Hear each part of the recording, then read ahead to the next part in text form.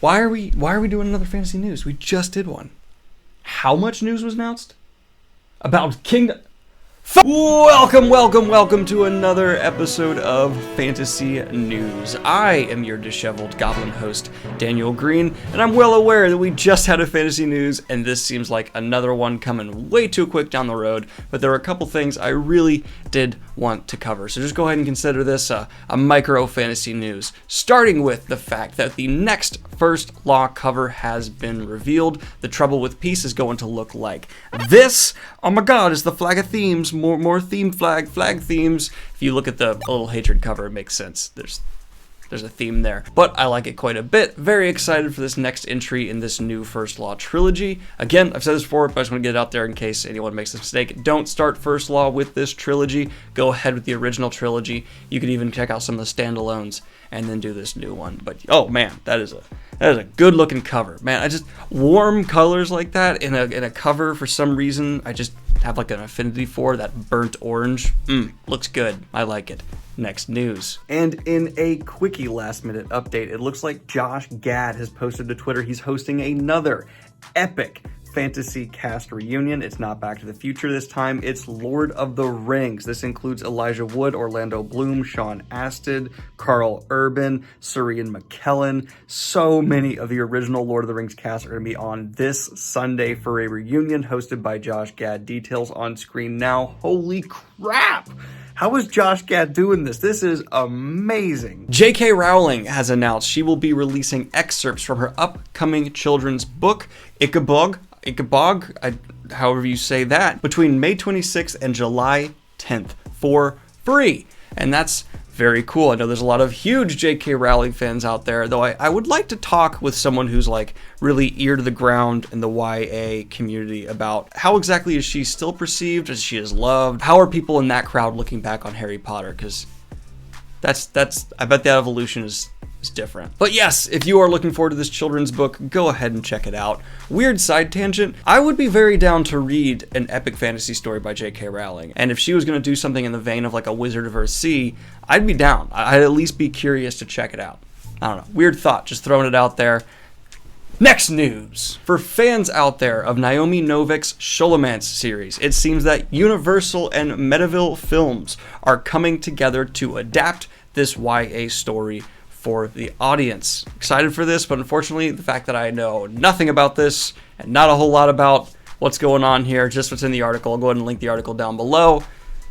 Sorry, I want to bring you the news. I'm an aggregate, but I don't know anything about this series, so check it out for yourself right down there in that description. If you wouldn't mind leaving a like, I would like that. And speaking of authors releasing excerpts for their upcoming work, Christopher Paolini is going to be releasing what they're calling micro excerpts from his upcoming book, To Sleep in a Sea of Stars. The first one is even available right now, and the next one will be tomorrow and the day after. Or I guess since I'm recording this day before you see it, it'll be two are out now and one will be available tomorrow. They're going to be on a bunch of websites linked down there if you want to check them all out.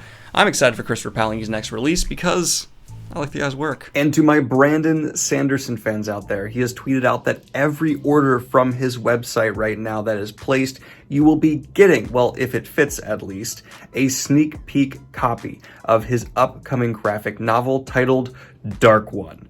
Everything says this is not related to Wheel of Time, so chill Wheel of Time fans, but yes, it appears if you order from Brandon Sanderson's website and it will fit, sorry for the Pips noise toy in the background, you will be getting a sneak peek edition look for his upcoming graphic novel. Oh, and they also have leather bounds of Mistborn back in stock. There's Pips playing with his toy. And for this next bit of fantasy news, let's go ahead and throw it on over to Green Daniel over in the All World. How's it going over there, Green Daniel? Oh, sorry, Daniel Greene. I was just watching the new YMS video, which I actually think is a really important example of why you should always do your research before believing what you see in these online videos from people like Screen Rant, because they do not do their research. They will just do a very shallow, blanket, whatever examination, and they just kind of go with whatever's trendy to say, and I'm not above this entirely as well. If you see me giving an opinion within fantasy news itself, or the host Daniel Greene, please fact check. I'm not always gonna be wrong, I'm not infallible, and this 2-hour plus video from YMS is a fantastic example of that, because there have been hundreds, if not thousands of videos with millions of views trying to prove that The Lion King stole almost all of its concepts from Kimba, this old Japanese show. But YMS goes through and demonstrably proves that a lot of the evidence, if not all of the evidence they put forward, is malarkey, not true, not something you should trust. And I'm just covering this to really let people know, like, hey, if you've heard this, it's actually probably not true. And one of the most influential movies from your childhood isn't just completely stolen. And in addition to that, it's a nice reminder. This is the internet. People will reframe, re-edit, and do anything in their power to try and convince you of their side of things. I don't try and do that, at least consciously, but never feel like you are okay just watching one side of an argument without looking into yourself. I bet a lot of people didn't even know Kimba wasn't just one movie. It's a movie and TV show and several other movies, and people have been re-editing it to somehow fit the narrative that it stole from Lion King. When, if you watch YMS's video, he actually makes a really solid point that there's actually quite a bit of evidence to show that the later iterations of Kimba that came after the Lion King instead shifted and molded itself to be more like the Lion King, therefore actually having the inverse. But again, watch this video for yourself to form your own opinion. Don't just take my interpretation of a guy who did a lot of research video. It's over 2 hours though, so, you know, maybe watch it ×2 speed or something. Anyway, back to you, Daniel Greene. Wow, that is quite impressive. Good job, YMS. Next news. And are you a Dragon Prince fan? Do you like the show on Netflix? Excited for the next season? Well, you might actually want to pick up this book too then, because we are 1 week away from the release of a Dragon Prince actual physical book, Book 1, Moon. And that is something I had no idea was coming down the road. Let's see if it's any good. I don't even know who it's written by. I need to look into that. This is specifically said to be expanding on the events of season 1. So just consider this more of like a backdrop to what you have already seen. And I know there's quite a bit of fans out there of all age ranges who might be interested in picking this up, but this is specifically on like a kid's scholastic book sale, so that's the way to go. Today, yes, the day you are watching this, Philip Pullman will be hosting a book club where he will be discussing his current ongoing The Book of Dust trilogy and all kinds of things along that. This is a bit of quickie news. There's not a whole lot there aside from if you're interested in seeing the author of his Dark Material talk about his masterful works and the continued work he's contributing to this saga, go ahead and check that out. I'll try to make this, but I have a lot going on right now, so I might have to miss it. And then clearly, the biggest story of the day and what a whole lot of people clicked on this article for, yes, Kingdom Hearts is going to become a Disney Plus series. Now, here's what we know for sure now. It's going to be a series that is CG on Disney Plus, so not live action, which I think almost everyone can universally agree. Good move there. We don't want live action Kingdom Hearts. That might be terrifying with like a Donald Duck and Goofy running around. So keep that the way it is. And we have been promised that several of the original voice actors will return as well. Now, Kingdom Hearts' last entry was universally pretty much not loved in the video game community from what I saw, but I think many will be super excited to see a well done Disney Plus series. We're of course going to have people who maybe no, it should just say a video game, and I could certainly see that argument, especially with the very strange universe hopping format the story takes place in, but it's Disney and they own the rights to everything they're going to be putting forward here, so cool. Good on you, Disney, and best of luck to you, because this is going to be quite the storytelling endeavor. I am not envious of the writers who have to tackle so much, so many characters. Like world hopping like this from a writing standpoint, we're going to be constantly being introduced to people, will be intriguing. I don't know if they're going to kind of just rely on, well, everyone knows who Hercules is already, so we don't need to establish him at all. He'll just be Hercules and we'll go from there. Or if they will do like a little bit of introduction to everyone, you know, maybe people who haven't seen all the Disney classics, they might be going through in this. And they could treat it as a celebration of many of their franchises having these characters bounce around so much. I just don't know how much that'll actually translate to a cohesive narrative that is easy to enjoy. You know what I mean? Weird. That's my biggest takeaway. This will be weird, and I'm going to be watching closely to see Kingdom Hearts fans' reaction. Of course, as is with these things on the original post from the creator himself who's talking about this, it's generally positive, but I'll wait to see a few more people who are a little bit more distant, but also fans, to gauge how that's going down in the community. Are you a Labyrinth fan?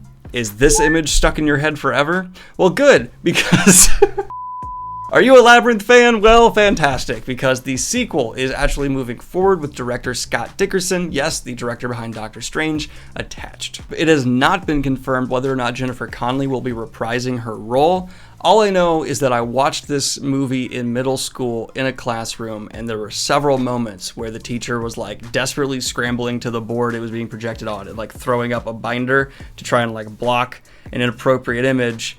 And that just didn't work because she was holding a manila folder up. So now that was just highlighted on her manila folder. Didn't work at all, Mrs. Pierce. What were you trying to do there? And in another smart move we are seeing from HBO Max, their content is going to be killer and quite diverse for audience appeal on launch. All 8 Harry Potter movies will be there in max resolution, looking fantastic. So HBO Max, this launch is going to be impressive. I think could rival that of Disney Plus's, which of course broke all kinds of records for a streaming service like debut. But HBO Max, man, if they are smart about this, and I actually really think they should shut down a couple other that are weird, like what's the difference between HBO Go and Now? Why is this? Just shut it all down, re-roll out HBO Max.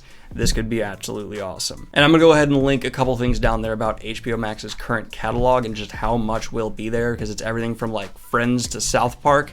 So if you're actually considering like, hey, I need to figure out which streaming services are worth it, I'll include a couple things down there so you can help make an informed decision for yourself. And for those of you who are very excited for the Snyder Cut, which is coming to HBO Max as well, we got our first image of Darkseid.